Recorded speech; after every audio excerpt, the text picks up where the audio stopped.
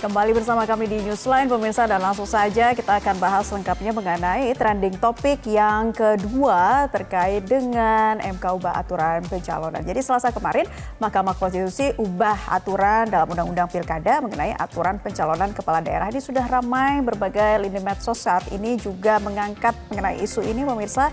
Kita akan lihat selengkapnya terkait dengan perhitungan partai politik untuk mengusung kepala daerah yang berkaitan dengan threshold dan juga batas usia cakada yakni 30 tahun. Nah, detail perubahannya gimana sih?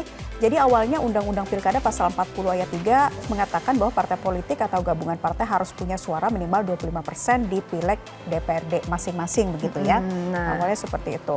Nah, kemudian putusan MK ini membuat syarat perolehan suara partai diturunkan, artinya nggak dipukul rata 25%, melainkan berdasarkan total jumlah penduduk yang terdaftar sebagai pemilih. Semakin banyak jumlah pemilihnya, maka semakin tinggi juga ambang batasnya. Tapi perlu dicatat pemirsa, setinggi-tingginya ambang batas ini hanya berkisar antara 6,5 sampai dengan 10% saja. Baru sehari setelah putusan MK dibacakan, Balik DPR mengadakan rapat sejak pagi tadi hingga saat ini. Ada 3 agenda yang terjadwal, pemirsa. Pertama pukul 10 waktu Indonesia Barat, yaitu agendanya Balik mengadakan rapat kerja dengan pemerintah dan DPD untuk membahas soal RUU Pilkada.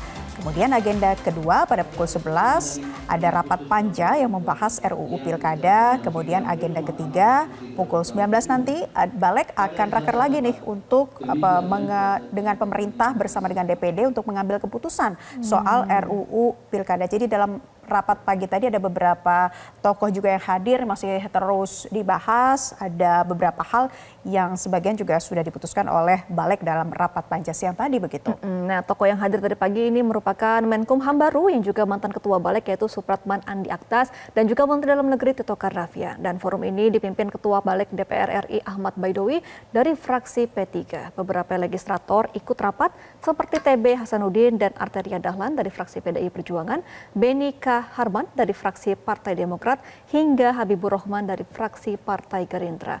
Dan saat memulai rapat, Ahmad Baidowi mengatakan langsung membuat klarifikasi menjawab tudingan bahwa DPR ingin menganulir putusan dari MK. Kita akan simak pernyataan dari Ahmad Baidowi berikut ini.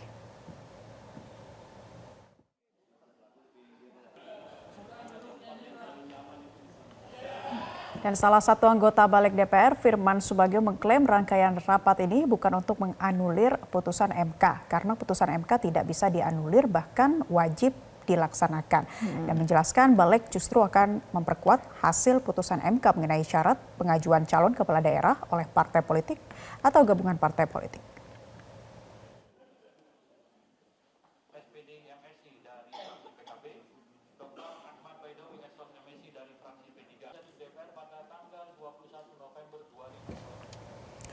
Untuk membahas dinamika pasca putusan MK mengenai Undang-Undang Pilkada, kita akan membahasnya bersama pakar hukum tata negara Atang Irawan. Selamat sore, Pak Atang. Selamat sore, Mbak Kema, Mbak Naila, sehat selalu. Sehat Sehat selalu. selalu, Pak Nah, Atang. Pak Atang, ini kan MK sudah memutuskan ya untuk aturan ambang batas baik untuk threshold dan juga usia begitu ya. Nah, nantinya ini sedangkan hari ini kan DPR sedang lagi rapat, bagaimana kira-kira nasib dari putusan MK yang kemarin kalau DPR nantinya memutuskan untuk mengikuti dari MA? Ya, kan sebetulnya begini, yang pertama putusan MK ini kan bersifat erga omnes, dia harus langsung dijalankan dan mengikat secara hukum kan gitu. Sehingga ini MK tidak memberikan pengecualian dalam putusan. Kalau misalnya putusan itu berlaku ke depan, biasanya MK membuat pengecualian dalam putusannya. Misalnya berlakunya nanti 2029 gitu ya, atau berapa tahun kemudian. Maka memang putusan MK ini harus diakselerasi. Nah, dalam proses pembahasan RUU ini, maka 2 materi yang tadi terkait dengan batas usia dan syarat mencalonkan kepala daerah mestinya diakselerasi ya dalam putusan 70 dan 60 itu di dalam pembahasan RUU ini. Karena kalau tidak ini akan menjadi presiden yang kurang bagus lah dalam konteks politik legislasi di Republik ini. Apalagi kalau kita membaca pasal putusan MK 70 kan di dalam amar putusannya mewarning sebetulnya yang terkait dengan batas usia ya. Dan MK mengatakan ya harus dibaca dan harus dipahami bahwa batas syarat itu harus pada saat penetapan paslon.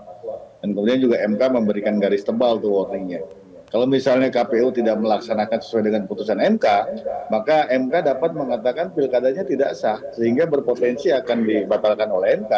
Dan ini terjadi saya kira pada saat kontestasi legislatif kemarin, misalnya terkait dengan affirmative action, keterwakilan perempuan yang 30%, maka ada dapil yang tidak memenuhi 30% dibatalkan oleh MK dan kemudian dilakukan pemilihan ulang. Gitu. Sehingga ini yang akan banyak menguras energi baik bagi rakyat dalam rangka menyalurkan aspirasinya dalam pencoblosan maupun juga bagi partai politik saya kira yang sebagai peserta dalam kontestasi politik. Ya termasuk juga dalam pilkada. Gitu. Baik. Meskipun misalnya Ya. putusan MK ini selalu ditafsirkan ini negative legislation misalnya.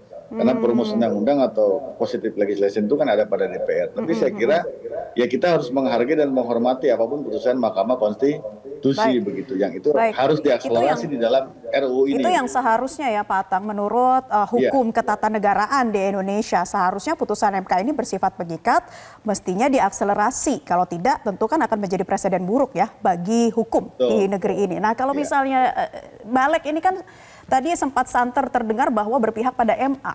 Kemudian akan seperti apa ini nantinya?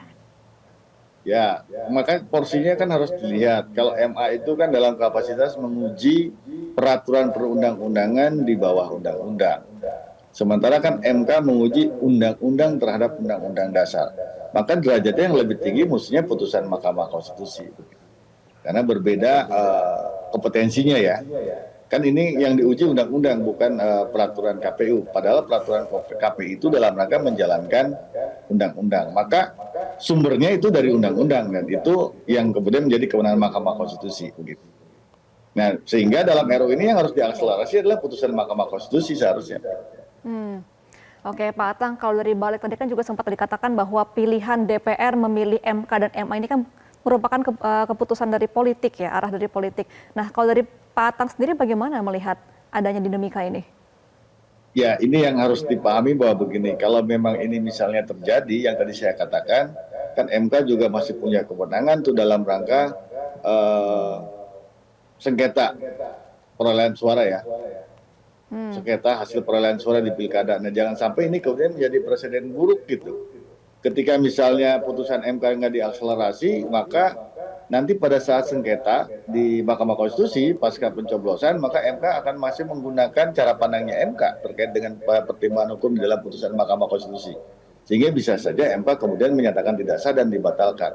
Tetapi saya kira yang agak repot adalah karena begini, jangan sampai kemudian ini menjadi sebuah formulasi yang berimplikasi kepada sengketa kewenangan lembaga negara.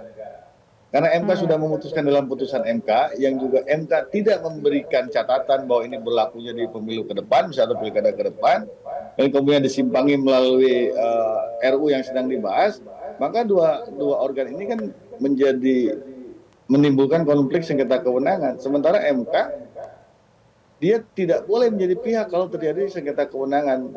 Nah ini yang kemudian akan menjadi rancu. Maka blunderlah kemudian konstitusi kita dalam rangka membaca atau menerapkan fenomena yang terjadi saat ini. Gitu. Ini kemudian menjadi kembali lagi tuh seperti zaman dulu tuh. Gitu. Kan MK diharapkan kemudian tidak berakibat blunder secara konstitusi ketika terjadi sengketa kewenangan antar lembaga negara. Oke. Sengketa kewenangan antar lembaga negara, kalau kita menyoroti lagi nih Pak Atang, kembali lagi kepada DPR, ini kan harus melakukan pilihan politik ya. Jadi artinya bagaimana nih jika ada dua pilihan MA dan MK, seperti apa nantinya DPR harus menyikapinya? Ya, tadi saya katakan, kan yang harus dilihat begini, MK itu kan kewenangannya menguji undang-undang terhadap undang-undang dasar. Sementara MA itu kan menguji peraturan perundang-undangan di bawah undang-undang. Yang MA lakukan kemarin kan menguji PKPU. Nah, PKPU itu sebetulnya peraturan perundang-undangan dan derajatnya ada di bawah undang-undang. Karena PKPU itu lahir sebetulnya dari rahimnya undang-undang. Gitu. Jadi undang-undang ini sebagai sumbernya PKPU. Nah maka seharusnya secara arif dalam proses politik legislasi yang hari ini dilakukan di pembahasan RUU, ya kalau menurut pertimbangan saya harusnya meletakkan pada putusan Mahkamah Konstitusi yang harus diakselerasi dalam RUU yang sedang dibahas ini. Oke, Pak Atang, ini kalau tadi kita melihat dari hasil balik DPR kan disetujui adalah mengenai ambang batas di mana partai yang punya kursi di DPRD tetap menggunakan ambang batas 20% ya. Nah, ini berarti memunculkan kemungkinan juga adanya pemilihan kota kosong dong, Pak Atang, di pilkada di beberapa provinsi. Ya, makanya kan sebetulnya kalau saya melihat mungkin ya, saya melihat apa yang dipikirkan oleh Mahkamah Konstitusi dalam pertimbangan hukumnya, itu salah satunya juga itu. Bagaimana sebetulnya hak konstitusional masyarakat yang sebetulnya kanalnya nggak ada tapi belum terakselerasi kan. Kan ada dua kanal tuh awal. Yang pertama adalah terkait dengan calon independen ya. Yang kedua Iya. kemudian partai politik atau gabungan partai politik dengan syarat kuota kursi 20% atau perolehan suara pemilu sebelumnya 25%. Yang itu kemudian diklaster oleh Mahkamah Konstitusi. Jadi partai politik yang tidak memenuhi kuota kursi bisa saja menggunakan kuota perolehan suara pada pemilihan sebelumnya. Kalau 2 juta misalnya 10%, 2 juta sampai 6 juta itu 8,5% gitu ya. 6 sampai 12 juta itu 7,5% dan 12 juta ke atas 6,5%. Nah sebetulnya ini membuka ruang bagi partai-partai yang tidak memiliki kursi, maka hak konstitusionalnya terkait dengan perolehan suara itu dapat dipergunakan, tidak hilang. Dan ini sebetulnya sesuai dengan sistem proporsional. Pilihan-pilihan sistem pemilu proporsional itu kan tidak menghilangkan potensi suara yang didapatkan oleh para peserta dalam konsultasi politik. Oke, jadi sekali lagi Pak Atang, bisa berkoalisi nggak sih partai yang punya kursi dengan partai yang nggak punya kursi?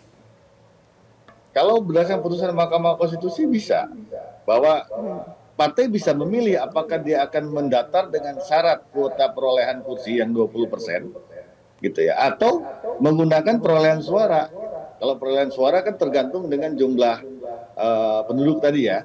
Ada yang 2 juta misalnya ya berarti 10% perolehan. Kalau kayak DKI misalnya dicontohkan misalnya ya karena lebih dari 2 juta misalnya 6 sampai 12 maka ya 7,5%. Tinggal kita melihat konfigurasi perolehan suara di DKI misalnya. Kalau misalnya PKS dengan menggunakan kursi kan nggak bisa nyalon sendiri karena 18 kursi kan. Kalau 20% dari DKI kan mestinya PKS 22 kursi baru bisa mencalonkan. Tapi kalau dengan jumlah perolehan suara dia bisa mencalonkan, atau PDI lah ya.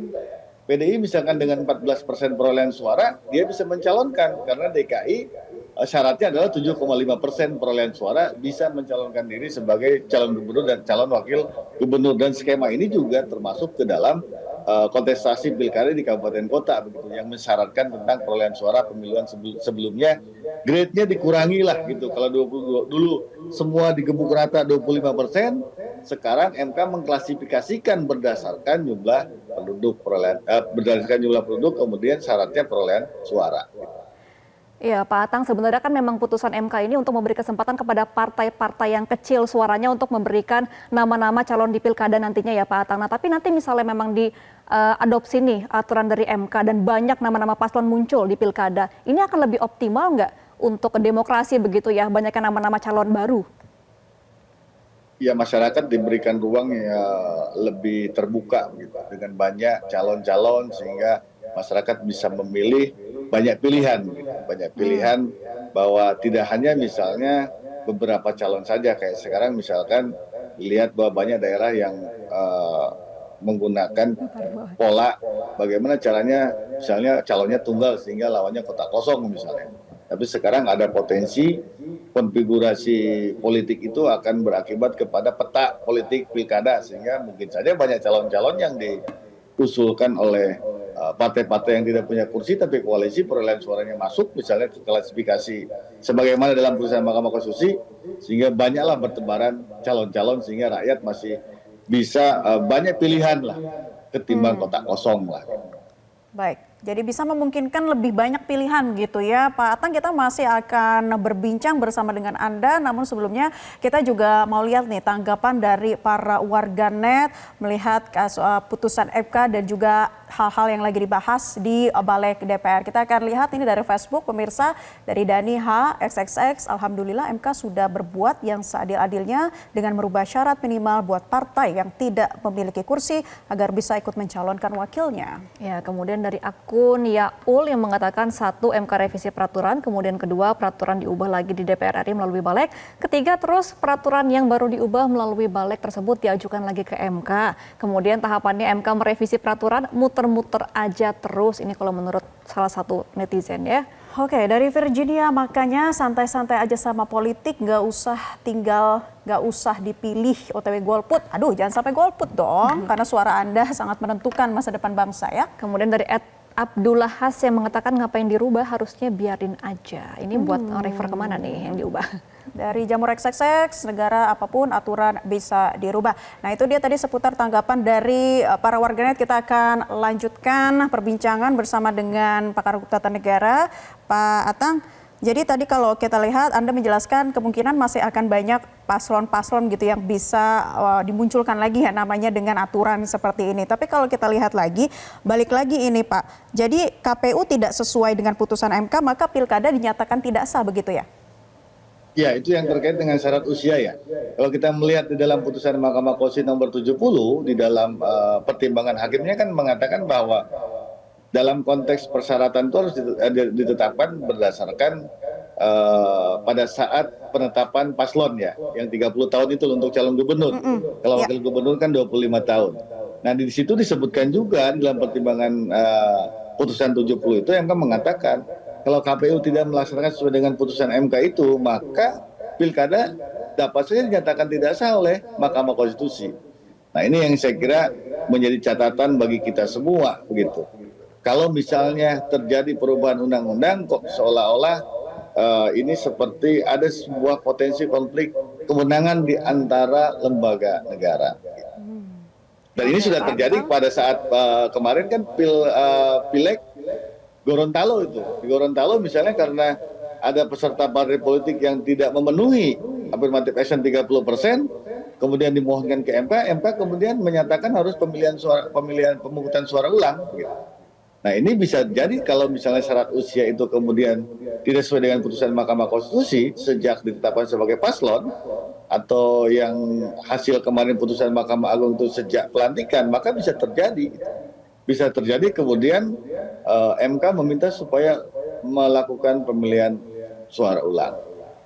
Oke Pak Atang, kalau melihat jalannya proses balik dari tadi pagi ke siang ini ya, kira-kira nanti pukul 19 nanti DPR akan mengambil putusan MK nggak Pak Atang? Kalau saya sih melihat mestinya DPR mengakselerasi putusan Mahkamah Konstitusi ya. Meskipun catatan saya memang tidak semua putusan Mahkamah Konstitusi diakselerasi. Kan banyak juga undang-undang yang dinyatakan bertentangan dengan Undang-Undang Dasar oleh MK, tapi juga tidak dilaksanakan misalnya. Yang paling bombastis misalnya Undang-Undang Cipta Kerja. Tapi kan ini sebetulnya lebih pada kontestasi politik ini kan sebetulnya auranya lebih aura politis ya. Dan ini melibatkan semua elemen bangsa gitu ya, dan juga terlibat dalam proses kontestasi politik pilkada. Maka mungkin akan berbeda karena pasti banyak elemen-elemen bangsa yang memberikan pandangan dan catatan terhadap putusan Mahkamah Konstitusi. Nah, kekhawatiran saya justru yang tadi saya katakan, kalau ini berbeda, apakah ini tidak akan mengakibatkan terjadinya sengketa kewenangan lembaga negara, artinya MK, DPR, dan Presiden kan, karena skema politik legislasi kita kan antara DPR dan Presiden harus disetujui, bahkan ada DPD ya, kalau terkait dengan daerah termasuk pilkada kan DPD terlibat dalam proses pembahasan. Padahal sebetulnya kalau kita membaca Undang-Undang 24 2003 tentang Mahkamah Konstitusi, Mahkamah Konstitusi tidak boleh menjadi pihak dalam sengketa kewenangan lembaga negara, sehingga menjadi blunder itu secara konstitusional. Baik. Kita tunggu nantinya hasil dari balik seperti apa pukul 19 untuk menerka nasib putusan MK. Kita tunggu nanti kewenangan MK seperti apa begitu ya. Sama-sama nanti kita lihat hasilnya. Terima kasih sudah bergabung Atang Iriawan, pakar hukum tata negara melalui sambungan. Sama-sama Mbak Gemma, Mbak Naila, selalu sehat ya. Jelajahi cara baru mendapatkan informasi. Download Metro TV Extend sekarang.